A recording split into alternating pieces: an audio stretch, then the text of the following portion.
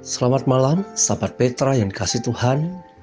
Malam hari ini, Rema, Renungan Malam, akan dilayani oleh Bapak Andre Dwistiawan dari GKM Yogyakarta dengan tema dalam pelatihan untuk hal-hal yang lebih baik. Mari sahabat Petra, kita menyiapkan hati untuk mendengarkan, merenungkan firman Tuhan. Selamat bersekutu, Tuhan Yesus memberkati.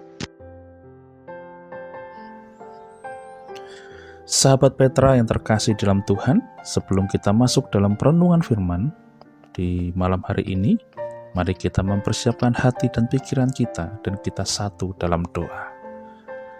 Selamat malam Bapa, kembali lagi kami mengucap syukur di malam hari ini Tuhan atas segala hal yang telah Engkau limpahkan di dalam kehidupan kami.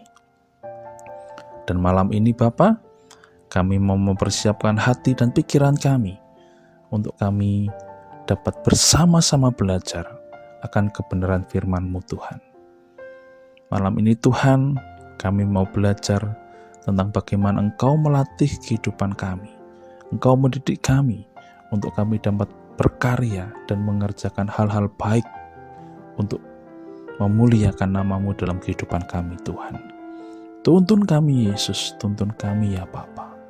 Haleluya, haleluya, amin. Sahabat Petra yang terkasih, mari kita membuka Alkitab kita dari Roma 8 ayat yang ke-28. Saya akan membacakan untuk Bapak, Ibu, dan pendengar setia Petra yang terkasih. Roma 8 ayat 28.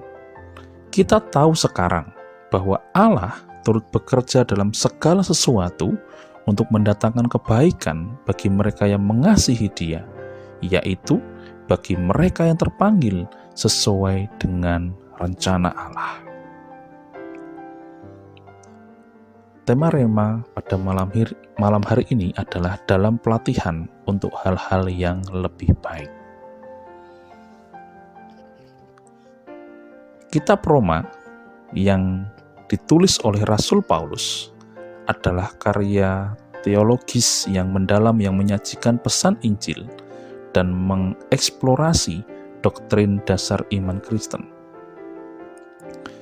Dalam Roma 8, Rasul Paulus masuk ke dalam keimanan dan pengharapan yang luar biasa yang dimiliki orang percaya di dalam Kristus Yesus. Di antara ayat-ayat yang penuh kuasa dalam pasal ini, Roma 8 ayat 28 menonjol sebagai sumber dorongan dan penghiburan bagi semua orang yang mengikuti Kristus. Dalam pendalaman Alkitab ini, kita akan menyelami makna Roma 8 ayat 28. Mengeksplorasi implikasinya bagi kehidupan kita dan menemukan bagaimana menemukan harapan dan keyakinan akan tujuan baik Tuhan bahkan di tengah keadaan yang sulit dalam kehidupan kita.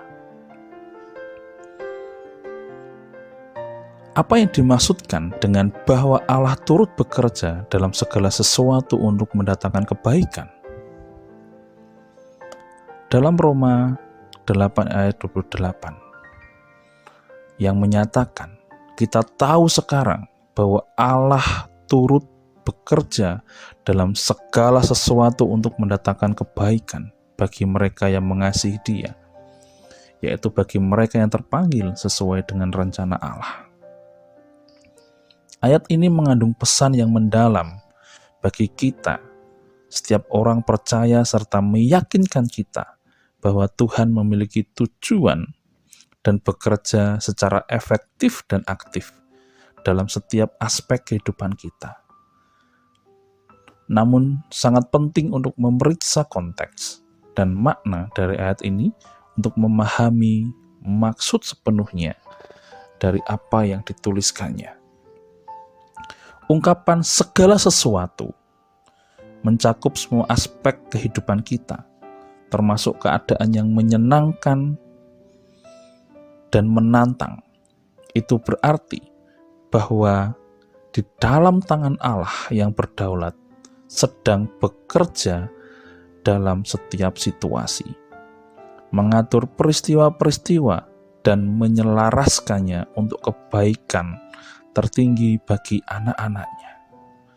Ini tidak berarti bahwa segala sesuatu yang terjadi pada dasarnya baik, melainkan bahwa Tuhan dalam kebijaksanaan dan pemeliharaannya yang tak terbatas dapat menggunakan semua keadaan untuk mencapai tujuan yang lebih besar, yaitu untuk kemuliaannya.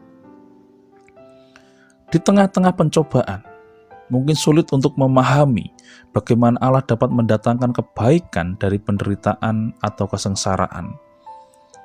Namun, dalam ayat ini meyakinkan kita bahwa Allah secara aktif terlibat dalam hidup kita dan mampu menebus situasi yang paling menantang sekalipun untuk keuntungan kita. Banyak sekali contoh-contoh Alkitab tentang bagaimana Allah menggunakan banyak hal, baik itu buruk maupun kebaikan, demi suatu tujuan, demi sesuatu hal yang ingin dicapai, untuk mendatangkan pendidikan, ajaran, atau nilai-nilai yang dapat kita pelajari yang bertujuan untuk kebaikan. Di sepanjang Alkitab, kita menemukan banyak sekali contoh tentang bagaimana Tuhan bekerja melalui keadaan sulit untuk memenuhi tujuannya dan menghasilkan kebaikan. Kisah-kisah ini berfungsi sebagai pengingat yang kuat bahwa kedaulatan Tuhan berada di luar pemahaman kita dan bahwa Dia dapat menggunakan momen tergelap sekalipun untuk mencapai kehendaknya. Mari kita bersama-sama melihat beberapa contoh ini. Yang pertama adalah kisah Yusuf. Kisah ini ditulis dalam Kejadian 37-50. Bagaimana Yusuf, putra kesayangan Yakub, menghadapi pengkhianatan, perbudakan, pemenjaraan, namun Tuhan menggunakan keadaan ini untuk menempatkan Yusuf sebagai gubernur Mesir, menyelamatkan banyak nyawa selama kelaparan yang parah. Yusuf kemudian menegaskan tangan Tuhan dalam penderitaannya dengan mengatakan, "Kamu bermaksud jahat terhadapku, tetapi Tuhan bermaksud baik, sehingga hari ini nyawa banyak orang dapat terpelihara." Yang kedua adalah penyaliban Yesus. Kisah ini terdapat di Kitab Lukas pasal yang ke-28 ayat 26-46. Tentu kita tahu penyaliban Yesus adalah contoh terakhir dari Allah menggunakan peristiwa tragis untuk penebusan umat manusia. Meskipun penyaliban merupakan tindakan ketidakadilan yang sangat-sangat mengerikan, rencana Allah untuk keselamatan digenapi melalui pengorbanan kematian Yesus di kayu salib. Melalui peristiwa itu, Tuhan membawa kehidupan kekal bagi semua orang yang percaya kepada Yesus. Dan contoh yang ketiga adalah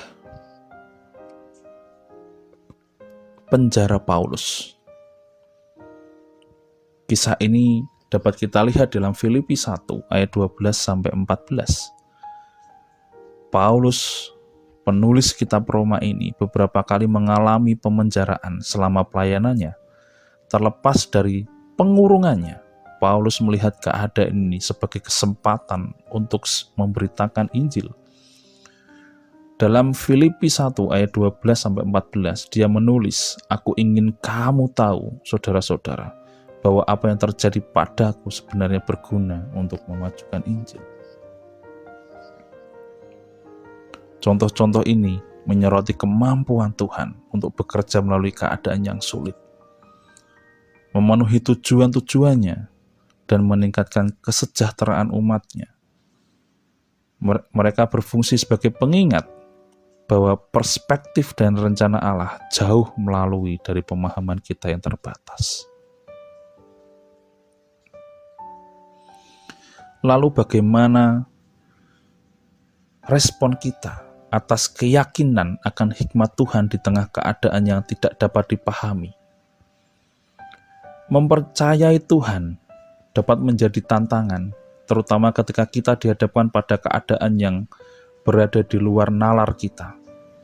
Namun, sebagai orang yang percaya akan Yesus dan orang-orang yang percaya akan penyertaannya, kita dipanggil untuk selalu beriman kepadanya dan mengakui hikmat-Nya, bahkan ketika kita tidak memahaminya. Yang pertama, jalan Tuhan lebih tinggi. Ia membawa kita di dalam pengharapan-pengharapan yang kekal. Ia sendiri yang menuntun langkah-langkah kita. Dan Ia pun yang menyertai kita di dalam keadaan-keadaan yang tidak menentu itu.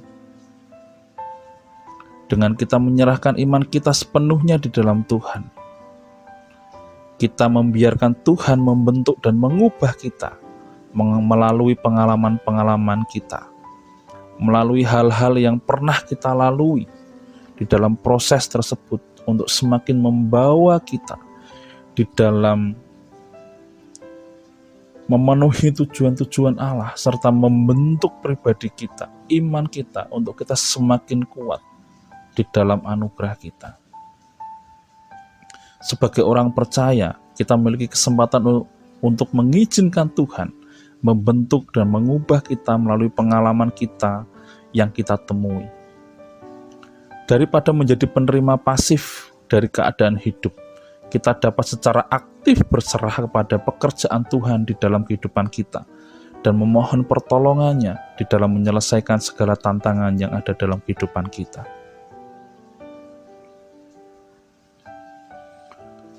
Banyak hal yang perlu kita lakukan untuk kita semakin dekat dengan Tuhan, yaitu menyerahkan apa yang terjadi pada kehendak Allah, meminta tuntunan Allah, meminta perlindungannya, dan serta pertolongannya untuk kita dapat melalui itu dengan tuntas. Kemudian, kita perlu untuk memohon bimbingan Tuhan serta kekuatan dalam kita menghadapi hal-hal tersebut, supaya kita tetap setia di dalam proses tersebut, di dalam proses pencobaan, untuk kita dapat menghasilkan ketekunan dan kedewasaan dalam iman kita.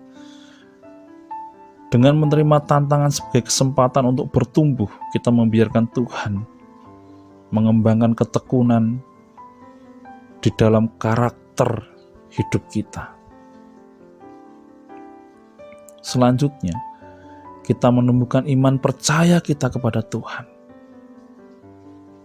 Bukan hanya pekerjaan Tuhan yang terpenuhi, tetapi kita pun yang ikut ambil bagian di dalamnya. Kita mendapatkan pengalaman-pengalaman yang luar biasa untuk semakin hari semakin dikuatkan, serta terjadi transformasi iman yang sangat luar biasa di dalam kehidupan kita. Pengalaman kita menjadi landasan bagi anugerah dan karya transformasinya.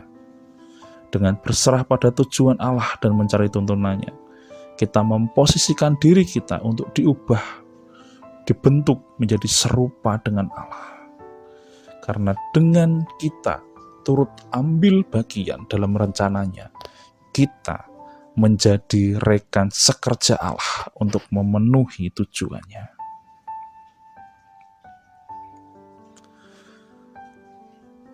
Berbagi harapan dalam ayat ini dengan orang lain di masa sulit,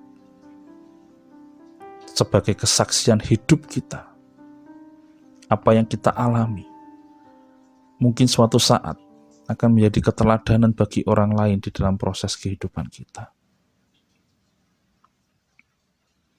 Tentu melalui ayat ini, kita semakin dikuatkan, kita semakin dididik, kita semakin percaya bahwa Allah mempunyai tujuan atas apa yang kita alami. Dan kita meresponi bahwa kehadiran kita di dunia ini bukan hanya untuk memenuhi bumi, tetapi untuk mengerjakan tujuan Tuhan. Hal ini berfungsi sebagai mercusuar pengharapan bagi orang percaya, meyakinkan kita akan kebaikan dan kedaulatan Allah dalam segala keadaan. Meskipun kita mungkin menghadapi pencobaan dan kesengsaraan, kita dapat yakin bahwa Allah secara aktif sedang bekerja, menggunakan setiap situasi untuk kebaikan kita dan tujuan kekalnya. Saat kita menerima kebenaran ini, percaya pada hikmat-Nya dan berserah pada kuasa-Nya yang mengubahkan, kita dapat menemukan penghiburan, harapan, dan keamanan dengan mengetahui bahwa Tuhan selalu bekerja untuk kebaikan kita. Mari, sahabat Petra yang terkasih, kita percayakan proses hidup kita sepenuhnya di dalam Allah. Kadang-kalanya kita tidak memahaminya. Kadang-kalanya kita tidak tahu akhirnya. Tapi setialah di dalam proses itu, untuk kita dapat menerima kebaikannya. Tuhan Yesus memberkati. Kami bersyukur Bapa untuk malam ini Tuhan. Terima kasih untuk firman-Mu ini. Terima kasih untuk segala hal yang telah Engkau lakukan dalam kehidupan kami. Mungkin Tuhan, saat ini kami sedang berjalan di dalam ketidakpastian hidup kami. Kami mengalami kesulitan, kami mengalami tantangan yang luar biasa, sehingga kami merasa kami tidak mampu.